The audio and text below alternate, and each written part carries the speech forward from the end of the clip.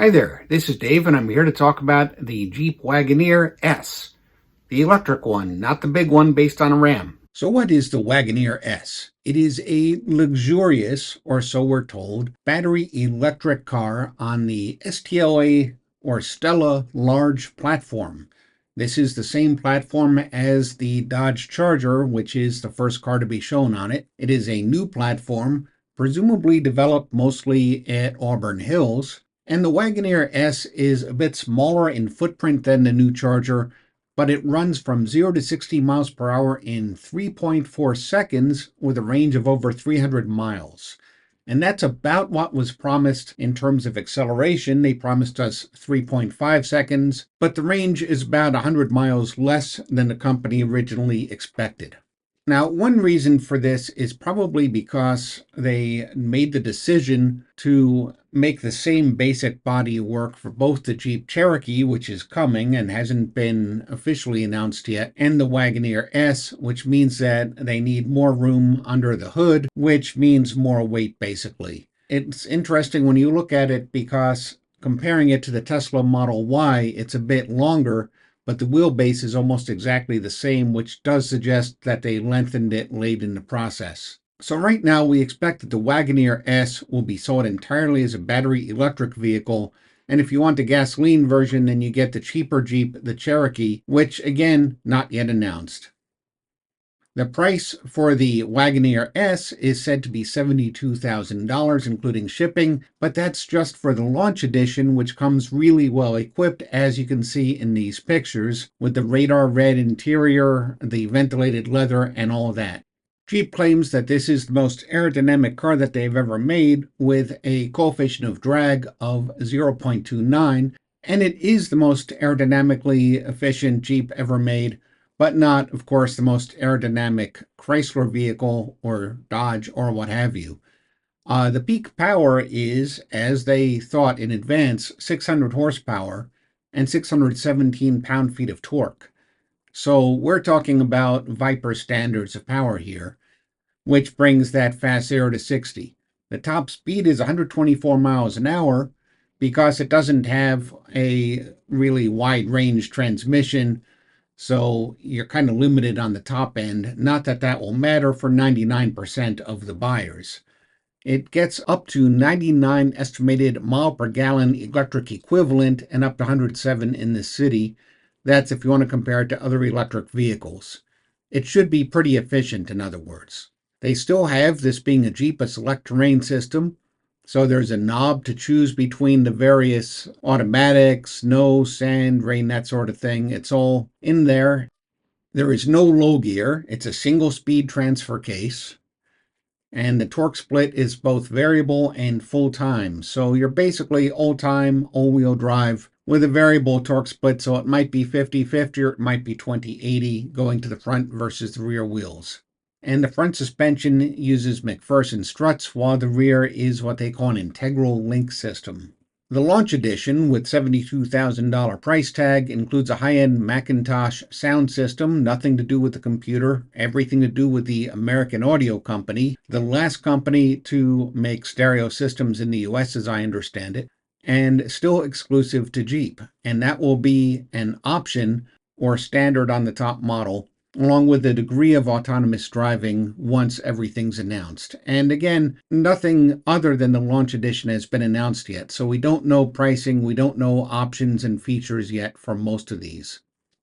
What we do know is that they will all have two electric drive modules, or EDMs, engineered within Stellantis, one for the front wheels and one for the rear wheels. Each one has the motor, the gears, and power electronics in a single unit, hence electric drive module. The front one has wheel disconnects, just like with the gasoline-powered rear drive cars, so that you can save power when you don't need it, when you don't need all-wheel drive. So the Wagoneer S is being made at Toluca, Mexico. It's body code KM49, and the Jeep Cherokee will be KM74. The launch edition includes a 48-amp level 2 home charger, or you can get public charging credits through the Free2Move company. This is a 400-volt system with 100 kilowatt hours of capacity. It has DC fast charging, which takes 23 minutes to go from 20% to 80%. If you want to go from 5% to 80%, that's 52 hours at 120 volts, 7 hours at 240 volts, and 28 minutes on DC fast charging. So 120 volts is standard plug it into any plug in your house voltage. Most houses have 240 volts available. That's often used for air conditioners, electric ovens, electric dryers, stuff like that. And you can see the difference. 240 volts cuts the charging level from about, 2 days and change to just 7 hours for overnight. And most of the time, you're not going to be going from 5% to 80% if you own one of these. You're just going to be topping it off at night. You might not be topping it off even every night. Maybe you're doing it once a week. 100 miles can be added in 10 minutes from many fast chargers available to the public. It's important to note that the Wagoneer S has nothing at all to do with the Wagoneer. Indeed, one All-Power Wag said, gee, wouldn't it have been great if they had some sort of a, customer naming contest or something and picked out a name that would be clearer, which they did, and they chose Wagoneer S, which was the original concept name. It's much smaller than the actual Wagoneer. As an example, here's the length of the Wagoneer S is 192 inches. The Wagoneer is 215 inches, rounding. That's a pretty big difference. The Wagoneer S is just about 1 inch short of the Grand Cherokee, though. And if you look at the other dimensions, it's 83.6 inches wide. The Grand Cherokee is 84.6 inches wide, and the Wagoneer is 94. So that's 10 inches wider. With weight, it's interesting because the Wagoneer, as an all-electric with all those batteries, weighs in at 67 pounds. That's about 900 pounds more than a Grand Cherokee, but it's also about 800 pounds less than a Wagoneer. Where you have a lot of compromises is in the off-roading angle. So the approach angle is 19.2 degrees. That's less than Wagoneer or Grand Cherokee. Breakover is 14 degrees flat, and departure is 23.4 degrees. The big weakness here is the breakover angle. And it's worth noting that when I'm comparing to Wagoneer and Grand Cherokee, that's to the standard suspensions, not the air suspensions, and that's not including any off-road packages that the Wagoneer or Grand Cherokee have. So the Wagoneer S is not exactly a rock crawler. You're not going to be going out there to the Rubicon Trail with it. You really won't. Well, you might, but you probably won't get very far. Where it does all right is interior space. It's got 79.3 inches of legroom, adding up the front and second rows. The Grand Cherokee, for the two-row Grand Cherokee, has 79.5 inches of legroom. That's a whole 0.2 inches more. The Wagoneer, of course, is a little bit longer. It's got roughly 2 inches more legroom than the Wagoneer S, and a third row, which the Wagoneer S does not have. And the cargo space behind the seats is roughly 31 cubic feet versus 38 or so in the Grand Cherokee. And of course, the three-row Grand Cherokee L is even longer and has more space. So the total volume, cargo and human combined, is 130 cubic feet. For the Wagoneer, the regular Wagoneer, it's 207. And for the regular Grand Cherokee two-row, it's 145. What's really cool, though, is it's got almost a perfect 50-50 weight ratio. In fact, if you round, it is a 50-50 weight ratio. Now, what's interesting is comparing a Wagoneer S to a Tesla Model Y, and you see that the Wagoneer S is about 5.5 inches longer, but the wheelbase is almost identical. They're within an inch. The height is within an inch. The width is within 0.2 inches, and the 0 to 60 is just 0.1 seconds faster than the Tesla. Yet it weighs 1,300 pounds more than the Tesla. So go figure. And part of that is, again, probably because the Wagoneer S is not 100% optimized for being an electric vehicle. It has to share its platform with the Jeep Cherokee. And we will see the Cherokee later on, and it will be interesting to see what they come up with.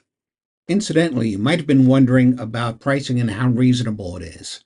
So the average price of a new car in a couple of months before this was priced out for the public was over $49,000.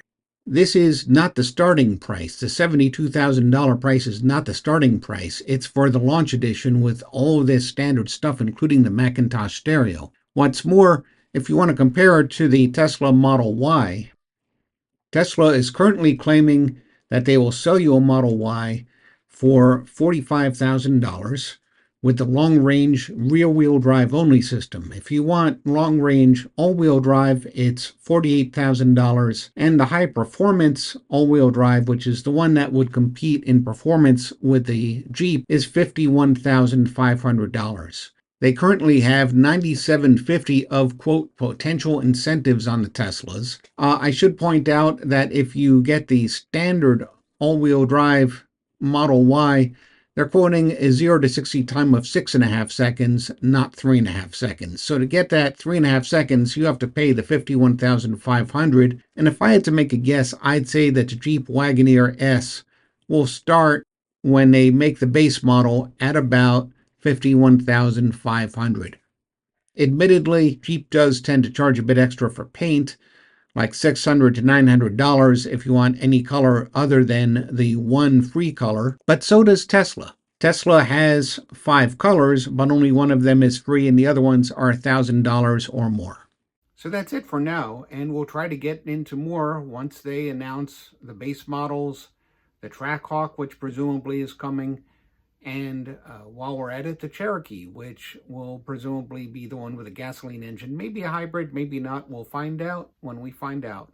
And until then, I'll see you over at Motels or Stell Power.